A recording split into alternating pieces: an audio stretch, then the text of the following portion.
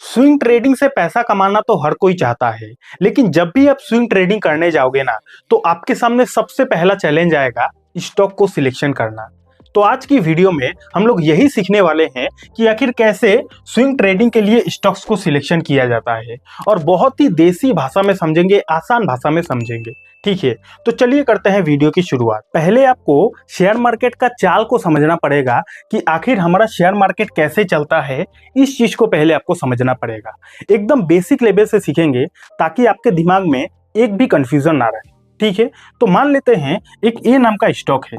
अब ये जो ए नाम का स्टॉक है, इस कंपनी का शेयर का प्राइस कब बढ़ेगा?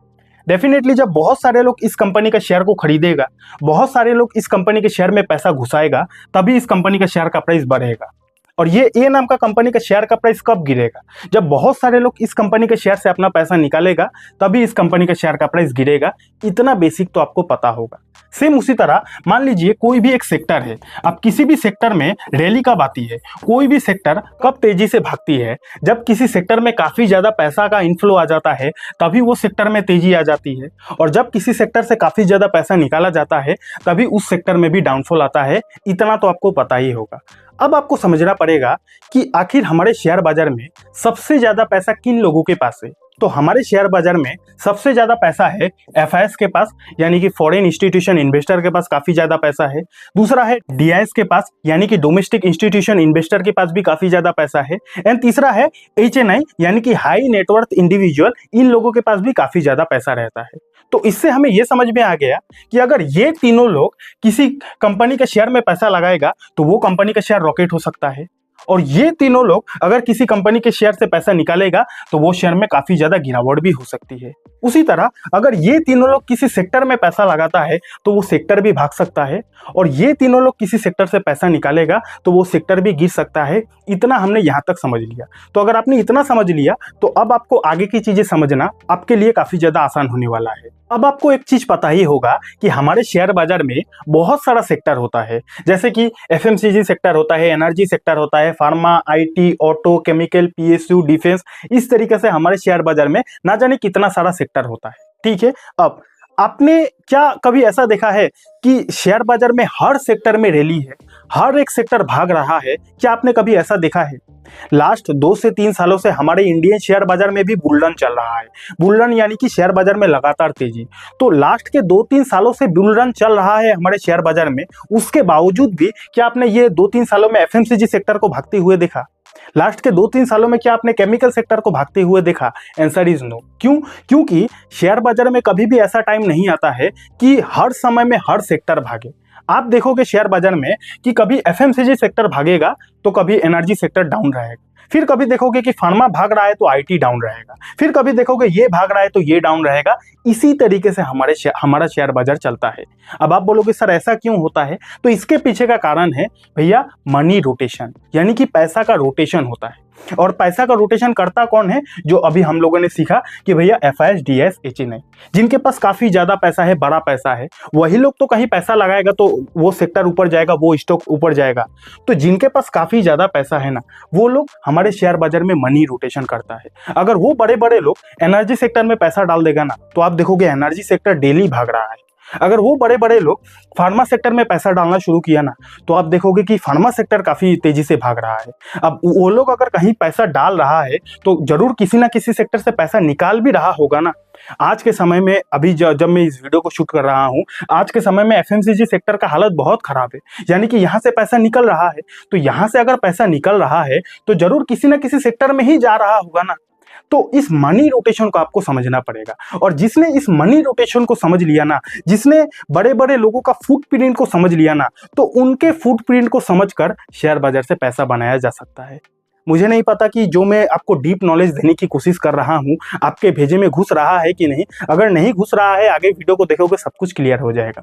कहने का सिंपल सा मीनिंग ये है कि ये जो बड़े बड़े लोग हैं ना, ये बड़े बड़े लोग हर समय पे हर सेक्टर में पैसा नहीं डालता है, लेकिन ये लोग जिस समय पे जिस सेक्टर में पैसा डालता है वो सेक्टर में रैली होती है। और अगर उस सेक्टर में रैली होगा, उस सेक्टर वाला कंपनीज पे अगर हम लोग पैसा लगाएंगे ना, तो भैया उसका फायदा उठाकर हमारा भी प्रॉफिट हो सकता है स्विंग ट्रेडिंग करने के दौरान।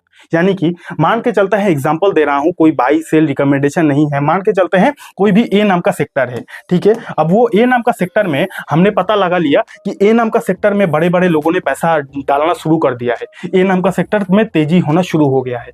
अब अगर इस सेक्टर में तेजी होना शुरू हो गया है तो डेफिनेटली इस सेक्टर में जितना भी स्टॉक्स होगा उसमें भी तेजी होगा, और उन स्टॉक्स को अगर हम लोग रडार पर रखते हैं, पैसा लगाते हैं, स्विंग ट्रेडिंग करते हैं, तो वहां से भी हम अच्छा खासा प्रॉफिट कर सकते हैं। तो अब कुल मिलाकर बात यह है कि अगर आपको भी स्विंग ट्रेडिंग के लिए स्टॉक्स को सिलेक्शन करना है ना, तो आपका फोकस हमेशा वहां पर होना चाहिए जहां पर बड़े बड़े लोगों का फोकस है, जहां पर एफआईआईज, डीआईएस, एचएनआई लोगों का फोकस है, जहां पर जिस सेक्टर में बड़े बड़े लोग पैसा घुसा रहा है, अगर उसी सेक्टर में से हम लोग भी स्टॉक को सिलेक्शन करते हैं ना, तो हमारा प्रॉफिट होने का चांसेस काफी ज्यादा बढ़ जाएगा। अगर हम लोग बड़े बड़े लोगों का फुटप्रिंट को भी फॉलो करते हैं ना, तो प्रॉफिट होने का प्रोबेबिलिटी काफी ज्यादा बढ़ जाएगा, ठीक है। तो यहां तक आपने इतना समझ लिया कि अगर आपको स्विंग ट्रेडिंग के लिए स्टॉक को सिलेक्शन करना है तो आपको मार्केट का इस मनी रोटेशन को समझना पड़ेगा। आपको ये पता करना पड़ेगा कि अभी के टाइम पे करेंट सिचुएशन में बड़े बड़े लोगों का कौन से सेक्टर में फोकस है, इस चीज को पहले आपको फोकस करना पड़ेगा। लेकिन आपके मन में एक डाउट भी आया होगा कि सर आखिर हमें कैसे पता चलेगा कि अभी के टाइम पे कौन से सेक्टर में बड़े बड़े लोगों का फोकस है। तो इसका सिंपल सा आंसर यही है कि ये चीज तो आपके घर पे कोई बताने आपको नहीं आएगा और ना ही आपके पास कोई फोन आएगा। इसके लिए एक ही आंसर है कि आपको देखना है कि लास्ट 6 महीना से साल भर से कौन सा सेक्टर में तेजी है, कौन सा सेक्टर अप ट्रेंड में है, कौन सा सेक्टर डाउन ट्रेंड में है, इस चीज को आपको देखना है। पहले आपको कुछ सेक्टर का नाम अपनी कॉपी पे उतार लेना है, उतार लिया, उसके बाद आपको अपने सिस्टम को ऑन करना है, जो भी ट्रेडिंग व्यू कुछ भी यूज करते हो ऑन करना है। हर एक सेक्टर को देखना है कि लास्ट के 6 महीना साल भर से कौन सा सेक्टर अप ट्रेंड में है, कौन सा सेक्टर डाउन ट्रेंड में है। आपने देख लिया कि लास्ट के 6 महीने से साल भर से ये XYZ एक सेक्टर है जो अप ट्रेंड में है। अब वो सेक्टर अगर 6 महीना साल भर से अप ट्रेंड में है तो जरूर बड़े लोगों का फोकस उसी सेक्टर में होगा, और बड़े लोगों का फोकस अगर उस सेक्टर में होगा, उस सेक्टर से आप स्टॉक को सिलेक्शन कर पाओगे। और अगर उस सेक्टर से हम लोग स्टॉक को सिलेक्शन करते हैं तो भैया इसका फायदा उठाया जा सकता है स्विंग ट्रेडिंग के दौरान, ठीक है। तो स्टॉक कैसे सिलेक्शन किया जाता है आपने समझ लिया। अब नेक्स्ट सवाल कि ठीक है आकाश सर, हमने स्टॉक को तो सिलेक्शन कर लिया, तो स्टॉक सिलेक्शन करने के बाद क्या रेंडमली बाई कर ले, क्या जिस प्राइस पे मिले उसी प्राइस पे बाई कर ले?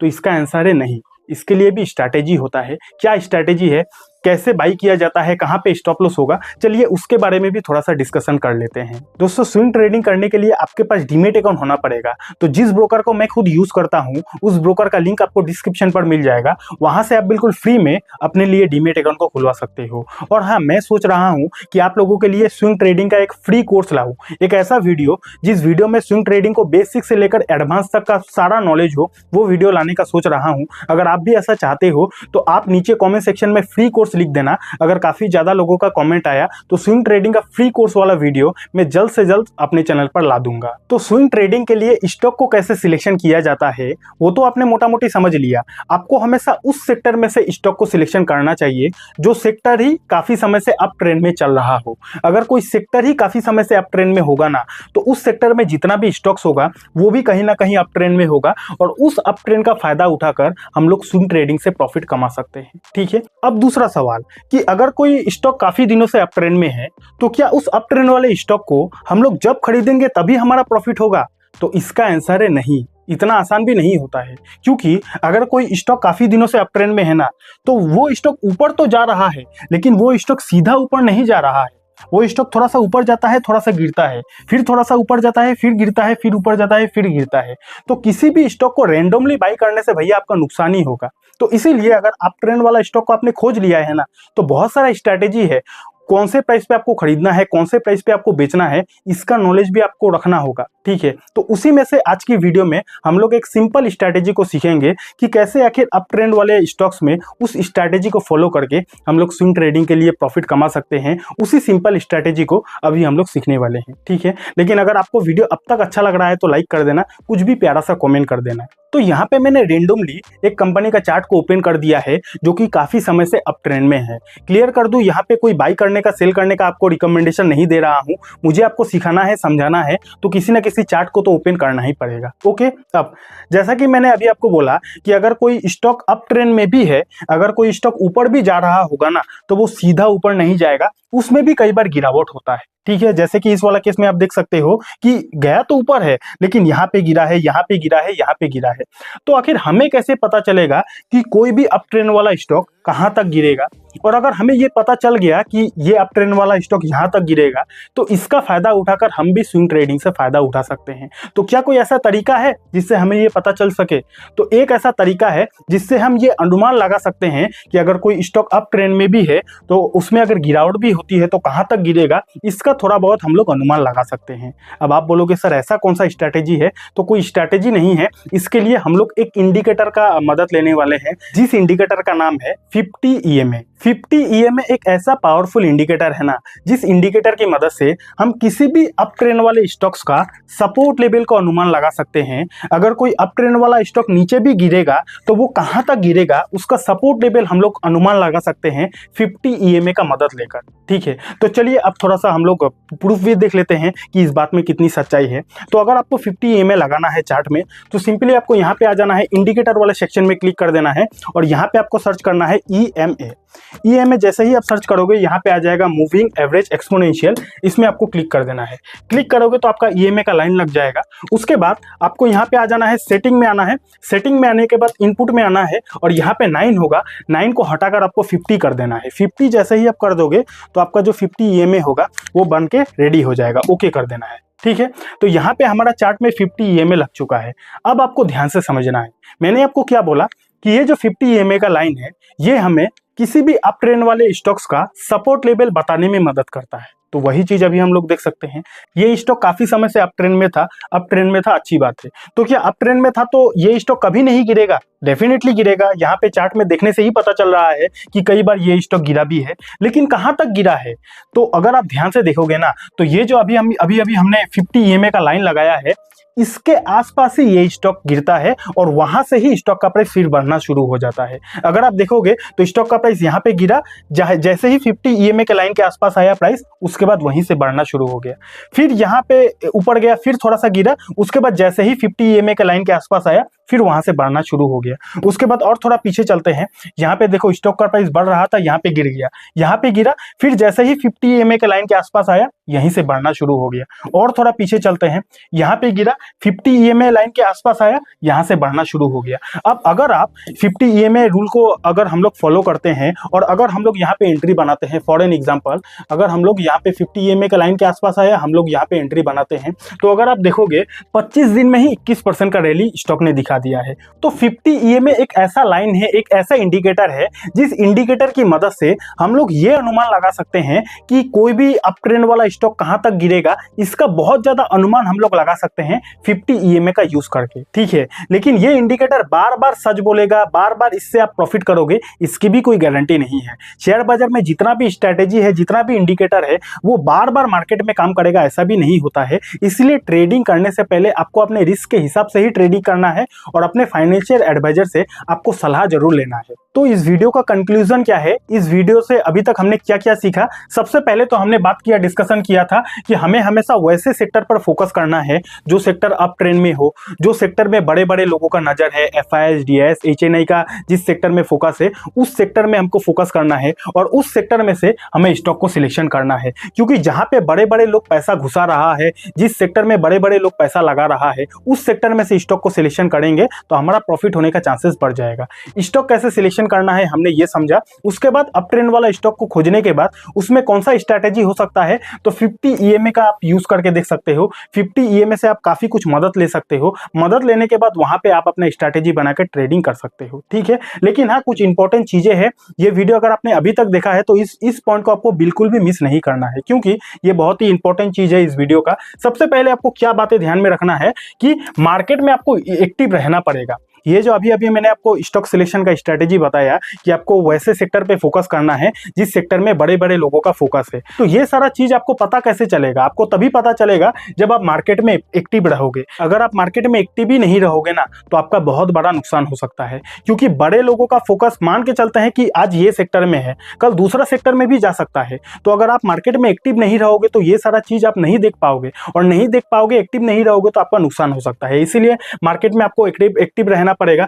ग्लोबल मार्केट और गवर्नमेंट पर फोकस रखना पड़ेगा। ग्लोबल मार्केट में क्या चल रहा है, गवर्नमेंट का किस सेक्टर में ज्यादा फोकस है, ये सारा चीज पर आपको नजर टिका के रखना पड़ेगा। तीसरा क्या है कि हमेशा प्रॉफिट होगा इसकी कोई गारंटी नहीं है। ये बात तो मैं बार बार हर वीडियो में बोलता हूँ। बहुत सारे लोग बोलता है कि सर हर वीडियो में बोलने की जरूरत नहीं है, लेकिन भैया मेरा जो कर्तव्य है वो मुझे करना ही पड़ेगा कि ट्रेडिंग अगर आप करते हो, शेयर बाजार में पैसा लगाते हो, तो आपको प्रॉफिट होगा इसकी कोई गारंटी नहीं है। इसलिए ट्रेडिंग करने से पहले आपको अपने रिस्क के हिसाब से ही ट्रेडिंग करना है। एंड लास्टली क्या है कि स्टॉप लॉस का आपको यूज जरूर करना है। जो भी स्ट्रेटेजी हम लोगों ने समझा, तो अगर आप ट्रेडिंग करते हो तो स्टॉप लॉस का यूज आपको जरूर करना है। ओके, कैसा लगा वीडियो नीचे कमेंट करके बता देना। अगर आपको इंट्राडे ट्रेडिंग को इसी तरह आसान भाषा में सीखना है तो आपको यहाँ पे क्लिक करके इस वीडियो को देख सकते हो। और हाँ, अगर आपके पास डीमेट अकाउंट नहीं है, फ्री डीमेट अकाउंट का लिंक आपको डिस्क्रिप्शन पर मिल जाएगा।